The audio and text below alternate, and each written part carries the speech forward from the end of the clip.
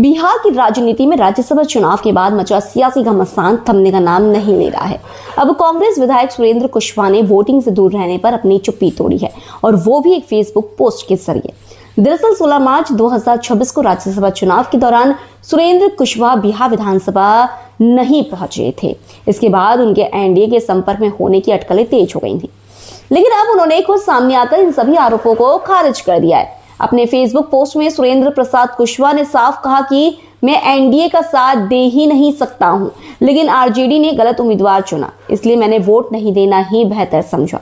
उन्होंने महागठबंधन और खासतौर पर तेजस्वी यादव की पार्टी आरजेडी पर निशाना साधते हुए कहा कि जिस वर्ग से उम्मीदवार बनाया गया उस वर्ग का वोट महागठबंधन को नहीं मिलता, ऐसे में यह फैसला गलत था।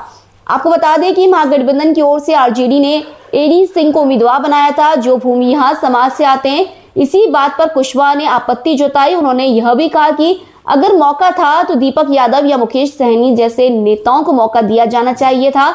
अपने पोस्ट में उन्होंने यह भी दावा किया कि उन्होंने विधानसभा चुनाव में सरकारी तंत्र को हराकर जीत हासिल की थी और अब विकास कार्यों के जरिए जनता का कर्ज चुका रहे हैं।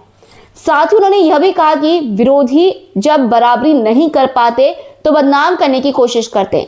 खास बात यह है कि राज्यसभा वोटिंग के दिन कांग्रेस के 3 और आरजेडी के 1 विधायक भी गायब रहे थे, जिससे महागठबंधन को बड़ा नुकसान उठाना पड़ा।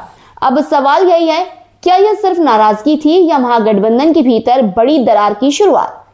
आपकी क्या राय है? कमेंट करके जरूर बताएं।